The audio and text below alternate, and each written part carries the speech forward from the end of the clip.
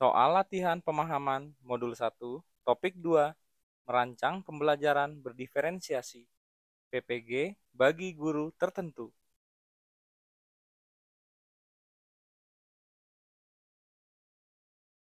Nomor 1, salah satu prinsip pembelajaran pada kurikulum Merdeka adalah pembelajaran yang dirancang dan dilaksanakan untuk membangun karakter peserta didik, untuk menjadi pembelajar sepanjang hayat. Berdasarkan prinsip tersebut, beberapa pernyataan berikut merupakan kegiatan yang dapat dilakukan guru, kecuali A. Guru memastikan setiap aktivitas pembelajaran selalu diiringi dengan pemberian tugas untuk mengukur pemahaman peserta didik terhadap materi yang dipelajari. B. Mendorong peserta didik melakukan refleksi untuk memahami kekuatan diri dan potensi yang perlu dikembangkan. C. Guru senantiasa memberikan umpan balik langsung yang mendorong kemampuan peserta didik untuk terus belajar dan mengeksplorasi ilmu pengetahuan. D. Guru memberikan proyek yang ditujukan untuk mendorong pembelajaran yang mandiri dan untuk mengeksplorasi ilmu pengetahuan. E. Tidak ada yang benar.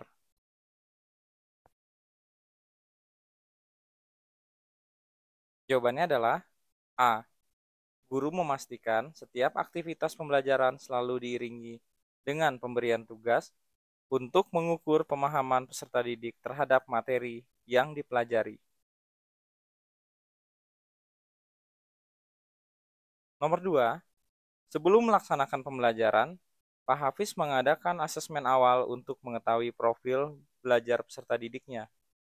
Dari hasil asesmen awal tersebut, diketahui bahwa 45% peserta didik memiliki kecenderungan gaya belajar visual, 15% kinestetik, dan 40% auditori. Pak Hafiz juga memperoleh informasi bahwa secara umum peserta didiknya memiliki kecenderungan minat yang relevan dengan gaya belajar masing-masing. Berdasarkan data tersebut, Pak Hafiz merencanakan pembelajaran berdiferensiasi pada elemen proses sebagai berikut, kecuali A. Guru memberikan kesempatan kepada peserta didik untuk mempelajari sumber belajar dalam bentuk modul digital interaktif. B. Peserta didik diberi kebebasan untuk mengkreasikan pembuatan laporan hasil observasi, seperti laporan tertulis, PowerPoint, video, poster, maupun bentuk lain sesuai dengan bakat dan minat. C. Peserta didik diminta mengamati dan mendiskusikan isi video untuk memperoleh pengetahuan baru. D. Guru memberikan kesempatan kepada peserta didik untuk melakukan praktik bermain peran agar mereka lebih memahami penjelasan guru. E. Semuanya benar. Jawabannya adalah B.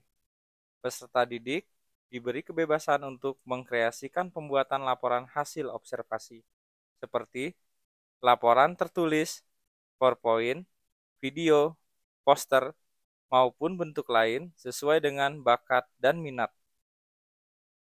Nomor 3, implementasi kurikulum Merdeka mengedepankan paradigma baru dalam pembelajaran. Bukan dalam arti menghadirkan konsep dan prinsip pembelajaran yang sepenuhnya baru, namun lebih pada upaya untuk memastikan terciptanya praktik pembelajaran yang berpusat pada peserta didik. Penerapan paradigma baru dalam pembelajaran dimaksud tergambar pada beberapa kegiatan berikut, kecuali A. Pada awal tahun ajaran, guru berusaha mencari tahu kesiapan belajar peserta didik dan pencapaian sebelumnya. B. Guru senantiasa memberikan umpan balik langsung yang mendorong kemampuan peserta didik untuk terus belajar dan mengeksplorasi ilmu pengetahuan. C. Guru menggunakan otoritas sebagai pembimbing utama pembelajaran dalam mengatasi permasalahan yang timbul tanpa melibatkan orang tua atau guru lain. D. Guru menggunakan berbagai metode pembelajaran yang bervariasi untuk membantu peserta didik mengembangkan kompetensinya. E. Guru perlu mengevaluasi hasil penilaian formatif, memperhatikan perilaku peserta didik, dan mendengarkan keluhan mereka untuk mengetahui kebutuhan belajarnya. Jawabannya adalah C. Guru menggunakan otoritas sebagai pembimbing utama pembelajaran dalam mengatasi permasalahan yang timbul tanpa melibatkan orang tua atau guru lain. Nomor 4, peran guru dalam melaksanakan pembelajaran yang relevan dengan prinsip-prinsip pembelajaran berdiferensiasi adalah A. Guru adalah sumber belajar utama dan peserta didik mengikuti apa yang telah ditetapkan. B. Guru bukan sebagai sumber belajar utama. Peserta didik dapat belajar dari berbagai sumber. C. Guru menjadi mediator antar peserta didik agar terjadi transfer pengetahuan dalam proses belajar. D. Guru menjadi motivator yang mengamati peserta didik dari jauh selama proses belajar. E. Guru menjadi motor penggerak utama proses pembelajaran.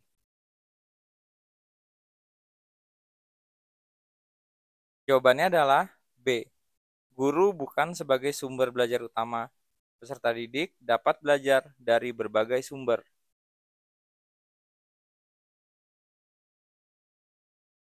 Nomor 5, Bu Farida menerapkan pembelajaran berdiferensiasi untuk memenuhi kebutuhan belajar peserta didik. Dengan demikian, ia membagi peserta didik dalam beberapa kelompok belajar. Ternyata, Bu Farida masih mengalami kesulitan karena semua peserta didik masih bertanya kepadanya, sehingga proses belajar masih berpusat pada guru. Hal yang dapat Ibu Farida lakukan adalah A. Bu Farida dapat melakukan praktik pelepasan tanggung jawab bertahap. Ia mengajak peserta didik dalam grup untuk bekerja sendiri-sendiri tanpa adanya pengawasan dari guru. Porsi tanggung jawab guru lebih besar dari peserta didik. B. Bu Farida dapat melakukan praktik pelepasan tanggung jawab bertahap. Ia mengajak peserta didik dalam grup untuk bekerja sendiri-sendiri dengan hasil karya yang sudah ditentukan dan tidak boleh diubah. Peserta didik tidak perlu bekerja sama untuk dapat memahami konsep. C. Bu Farida dapat melakukan praktik pelepasan tanggung jawab bertahap. Ia mengajak peserta didik dalam grup untuk menghasilkan sebuah karya yang berkaitan dengan konsep yang sedang dipelajari. Peserta didik bekerja sama untuk memperkuat pemahaman konsep. Guru mempunyai porsi tanggung jawab yang lebih besar dibanding peserta didik. D. Bu Farida dapat melakukan praktik pelepasan tanggung jawab bertahap. Ia mengajak peserta didik dalam grup untuk menghasilkan sebuah karya yang berkaitan dengan konsep yang sedang dipelajari. Peserta didik bekerja sama untuk memperkuat pemahaman konsep karena mereka mempunyai porsi tanggung jawab yang lebih besar dibanding guru. Sehingga peserta didik dapat mengaplikasikan sebuah ilmu secara mandiri. Guru dan peserta didik memiliki tanggung jawab bersama selama proses pembelajaran. Oke, semua salah. Jawabannya adalah D. Bu Farida dapat melakukan praktek pelepasan tanggung jawab bertahap. Ia mengajak peserta didik dalam grup untuk menghasilkan sebuah karya yang berkaitan dengan konsep yang sedang dipelajari. Peserta didik bekerja sama untuk memperkuat pemahaman konsep karena mereka mempunyai porsi tanggung jawab yang lebih besar dibanding guru. Sehingga peserta didik dapat mengaplikasikan sebuah ilmu secara mandiri. Guru dan peserta didik memiliki tanggung jawab bersama selama proses pembelajaran. Nomor 6, seorang guru mengadopsi elemen-elemen diferensiasi dalam pelaksanaan pembelajaran, seperti menggunakan bahan bacaan yang berbeda untuk peserta didik dengan kemampuan membaca yang beragam. Namun, beberapa peserta didik masih kesulitan mencapai tujuan pembelajaran. Tindakan yang paling tepat untuk mengatasi permasalahan tersebut adalah A. Meminta peserta didik yang kesulitan untuk belajar lebih keras. B. Mengurangi tingkat kompleksitas tugas. C. Meminta peserta didik untuk bekerja sendiri. D. Melanjutkan dengan kurikulum yang telah direncanakan. E. Merevisi pendekatan dan strategi pembelajaran. Jawabannya adalah E. Merevisi pendekatan dan strategi pembelajaran. Nomor 7. Diberikan langkah-langkah sebagai berikut. 1. Peserta didik menentukan tujuan yang akan dicapai dan hal apa yang ingin diketahui. 2. Peserta didik melakukan refleksi terhadap kemampuannya. 3. Guru memberikan gambaran rubrik sebagai harapan kompetensi dari capaian peserta didik. 4. Guru menginformasikan tujuan belajar yang akan dicapai bersama. Alur atau tahapan yang perlu dilakukan oleh guru dan peserta didik untuk merumuskan tujuan belajar adalah A. 1, 2, 3, 4. B.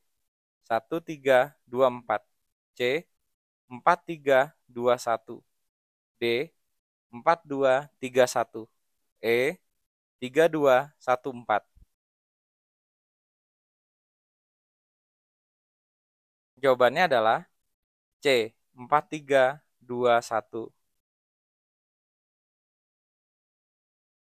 Nomor 8.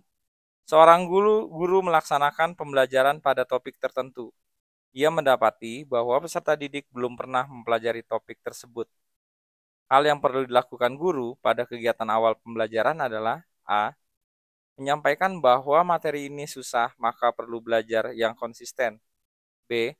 Menjelaskan bahwa materi ini membutuhkan praktik yang banyak, sehingga peserta didik perlu untuk menguasai semua perangkat dalam laboratorium sebelum kelas dimulai. C. Menguraikan secara umum materi yang ingin diajarkan. Memantik pengetahuan peserta didik terkait materi tersebut. Mengaitkan materi dengan pengalaman peserta didik dalam kehidupan sehari-hari. D. Langsung menjelaskan materi tersebut sehingga peserta didik terbiasa. E. Memberi soal pretest terkait materi tersebut sehingga dapat memicu motivasi peserta didik. Jawabannya adalah C. Menguraikan secara umum materi yang ingin diajarkan. Memantik pengetahuan peserta didik terkait materi tersebut. Mengaitkan materi dengan pengalaman peserta didik dalam kehidupan sehari-hari. Nomor 9, Ibu Tina menemukan beberapa peserta didik yang belum mencapai tujuan pembelajaran, sehingga mereka memerlukan kegiatan remedial. Langkah yang paling tepat untuk menyelesaikan masalah tersebut adalah A. Merencanakan kegiatan pembelajaran berdiferensiasi proses dan konten untuk peserta didik yang memerlukan remedial. B. Memberikan PR yang banyak agar peserta didik belajar sendiri di rumah. C. Menghubungi orang tua anak dan melaporkan bahwa anaknya tidak mengikuti proses belajar dengan baik. D. Meminta setiap peserta didik untuk mengumpulkan tugas setiap akhir pembelajaran. E. Meminta setiap peserta didik untuk membuat review materi pembelajaran. Jawabannya adalah A. Merencanakan kegiatan pembelajaran berdiferensiasi proses dan konten untuk peserta didik yang memerlukan remedial.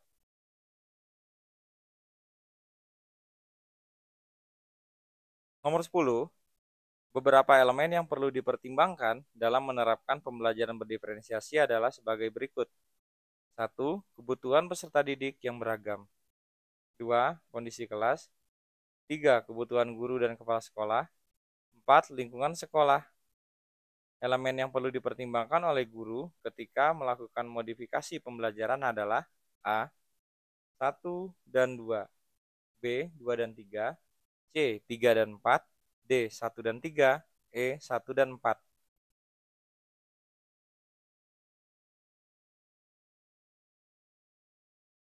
Jawabannya adalah A. 1 dan 2.